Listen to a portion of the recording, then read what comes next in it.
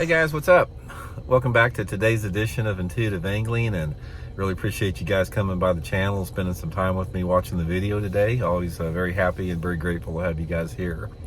Guys, today we're going to be having a conversation surrounding the difference between good technology and bad technology, and going to draw a clear distinction between these two, because I hear it all the time. You guys know I rail against LiveScope all the time, and people say, oh Randy, you're a big hypocrite because you don't like LiveScope, but you still use power poles or whatever like that, which is a ridiculous comparison. So we're going to talk about that in today's video. Also, guys, just a quick reminder of our April sale on my Solar Bat series RB2 and RB3 series sunglasses here. If you get a pair in the month of April, you can get them at 30% off. So I'll put the Solar Bat link in the description if you guys would like to order a pair. This is the RB3 series with the new matte gray lens on, excuse me, the matte gray frames on them. But we got the 2s and the 3s. If you guys would like to get a pair, I'll like to include that link in the description. Okay, guys. This is one that I get all the time when I talk about the LiveScope, is people always try to draw some type of comparison that I'm some type of hypocrite because I actually use, you know, a 24 volt trolling motor and power poles and all that type of stuff, which is, like I said, ridiculous. Now, here's the difference I want to draw. There's two type of technologies that I consider that have been detrimental to the sport of bass fishing. One is the advent of the GPS mapping technology, and the two obviously is the forward-facing sonar, and we'll include 360 on that. But there's other type, and I want to talk about that secondly, but first of all I want to talk about the good type of technology. Now, the good type of technology, the advancements in the sport that have helped the sport without diminishing the sport, are things like advancements in lure technology and better rods and reels and that type of stuff. And maybe, you know, trolling motors are a little bit more quiet because, you know, say for example, let's talk about lure technology.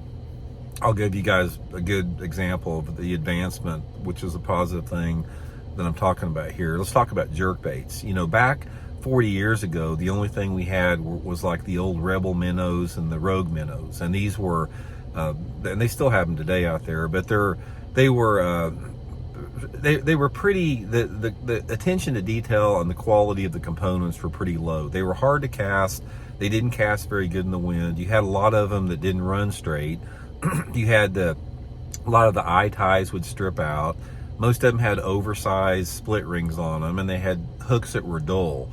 And now with the advent of the high-tech jerk baits like the Megabass Vision 110 series, you got the internal balancer systems that allow the lure to cast a lot better. You got better components, you got better split rings, you got better hooks, you got better color options.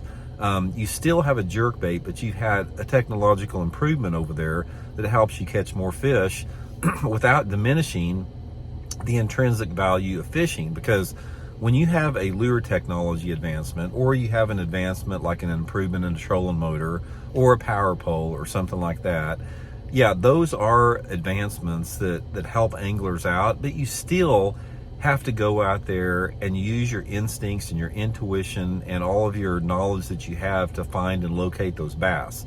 That doesn't make a shortcut easy for you. You still have to understand seasonal movements and behavior. You have to understand how weather patterns affect fish. You have to understand how cadences affect fish, different type of color patterns, you know, based upon light intensities out there. You know, if you have a power pole, you still, the power pole will lock you in position, but so will an anchor. And if you have a trolling motor that's quieter or more powerful now, you know, that makes it easier, but that again, you're still having to use the trolling motor to locate and find the fish. Good type of technology. And another example is the sunglasses, like these Solar Bat sunglasses. Before we had polarized lenses, we couldn't see down as far in the water, and now with the polarized lenses and the optical clarity that comes with lenses like on the Solar Bat, you can see down in the water farther. It's more safe for your eyes as far as if you get something hit on your glasses. You know, good improvement that doesn't diminish the sport. But if you talk about the technological advancements like, you know, GPS mapping and LiveScope and all that type of stuff, those are advancements that are directly undermining the tradition and the heritage and the whole aspect of fair chase in fishing. Because what it does, it creates a, I don't want to say unfair, but it creates a negative advantage to the anglers, because it takes away from the ability, it takes away from the need for them to have the knowledge and the skill levels to actually locate and find those fish on a more purist level. It's like, I'll use the example like with the GPS. I mean, for so many years out there, all we had was paper maps. We had a compass on the console. Most of the time I'd ride around with a paper map of the lake on my lap, and then we had a flasher. And then you had to go out, if you wanted to fish offshore, you had to go out and spend your time idling around. You had to probe more. You actually had to fish to see if there were any fish there. If you found a good looking drop off or something, or, you know, whatever, you didn't know if there was fish there. You actually had to fish it in order to, you know, locate the fish there. But with the advent of GPS mapping technology, it allowed people to pull up all of those secretive, offshore, obscure, offshore places immediately. So it made anglers lazy, because they didn't have to put in the dirt time to locate those offshore structures. And that is why you had such a small percentage of anglers dominate offshore back in the early days, back in the 80s and 90s. That's why David Fritz was unbeatable back in the late 80s and early 90s, because he mastered that skill of locating offshore areas without the advanced technology. He used paper maps and a flasher. And that was awesome. That was an awesome display of using your skills as a bass angler to, you know, improve your standings in the sport. But ever since that we've had GPS mapping technology, it has basically destroyed so many offshore hard structure places. You can't, it's just like, I'll use a prime example at Kentucky Lake, guys. 30 years ago, if you could find a creek channel intersection out on Kentucky Lake with a paper map and a 2D sonar, you'd have it to yourself, and there'd be a freaking, you know, mother load of fish on those places a lot of times. And now you can't hardly catch a fish off those places, because every single buddy that has a GPS knows exactly where they are, and they can pinpoint exactly where they are. It has undermined so much of the sport as far as, you know, what it was before with that GPS mapping technology. And I admit, I do use that. That is one thing that I've used, because it does make things easier and simpler. So from that standpoint, I've been part of the problem as well.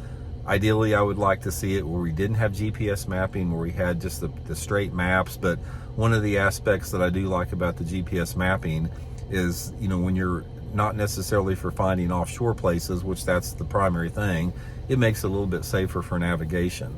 But that's one element there. The other element, and we talked about this over and over as far as bad technology, is that whole forward-facing 360. Because what that has done, guys, it has taken the ability, and it's taken the entire aspect of understanding and learning about fish movement and behavior and positioning and understanding weather influences in relationship to where fish are at certain times. And most importantly, it has taken away the fact that we used to have to fish to locate fish. And now with that technology, you don't have to fish to locate fish, because we are rapidly creating a generation right now. You guys have seen the dominance of it, where people don't fish to locate fish. You hear guys all the time talking about, why I didn't make 100 casts today. I didn't cast unless I saw a fish on my live scope. So in that instinct, we're dumbing down ourselves and our ability to locate and find and catch a bass by traditional ways. We've transcended that completely, which is morphing the sport into something that has diminished the sport. So when you're talking about technology, yeah, there are parts of technology that are good, and there are parts of them that's negative to the sport. And I'll use one example here. Let me go back to, you guys have heard me talk about some of the wilderness survival schools I went to in the past. And the one that I went to, the entire course was based upon this Apache shaman named Stalking Wolf. They call it who was referred to as grandfather. And grandfather was like, you know, he died back in the 1970s, and he was in his late 80s at the time. But he was one of the last Lipan Apache Indians that completely lived by the old ways. Everything that he made was from stone tools or wood. He refused to use any type of man-made, you know, thing that he couldn't form from the earth out there. All of his arrowheads were napped, bow drill fires, all that type of stuff.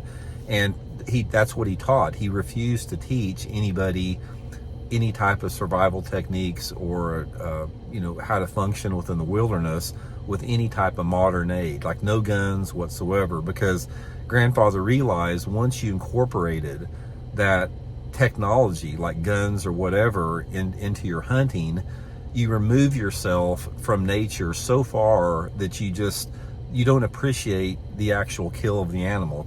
If you have a flint knap bow and arrow or spear, you have to get really close to that animal to take that animal. Therefore, you have to have an awareness of tracking and stalking and stealth and camouflage that you don't have to have with a gun. And the farther away that you kill an animal, like if you kill an animal with a gun 100 yards away, you're completely removed from that kill. You're completely removed from the sacrifice that animal made so you could survive. But if you have to spear that animal, or if you have to, kill that animal with a broadhead that you napped out of flint, you have to get close to that animal, and the death of that animal is intimate and it's right there in front of your face.